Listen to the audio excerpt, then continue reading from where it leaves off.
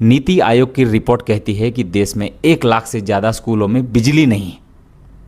करीब 97,000 स्कूलों में लड़कियों के लिए अलग टॉयलेट नहीं है।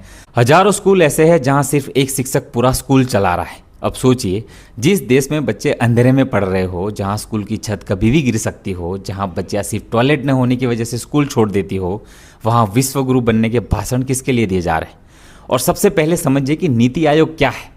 नीति आयोग यानी national institution for transforming India, इसे भारत सरकार ने 2015 में बनाया था। इसका काम है देश की असली हालत की रिपोर्ट तैयार करना।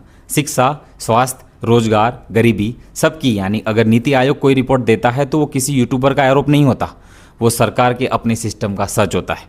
और वो सच बहुत डरावना है, क्योंकि ये सिर्फ स्कूलों की रिपोर्ट नहीं है, ये इस देश के भविष्य की रिपोर्ट है। अब सवाल ये है कि शिक्षा आखिर इतनी ज़रूरी क्यों है?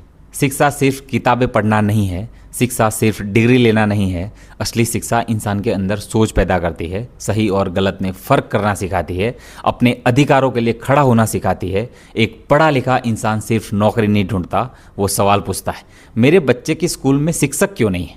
अस्पताल में दवा क्यों नहीं है? बेरोजगारी इतनी ज़्यादा क्यों है? मेरे टैक्स का पैसा कहाँ जा रहा है?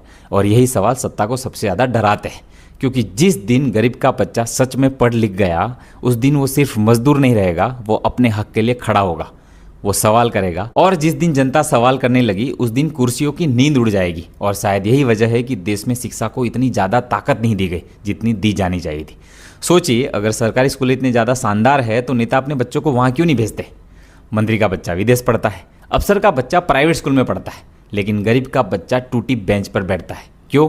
क्योंकि सिस्टम दो तरह की शिक्षा बना चुका है, एक अमीरों के लिए जो उन्हें ताकत देती है, और दूसरी गरीबों के लिए जो उन्हें सिर्फ आदेश मानना सिखाती है।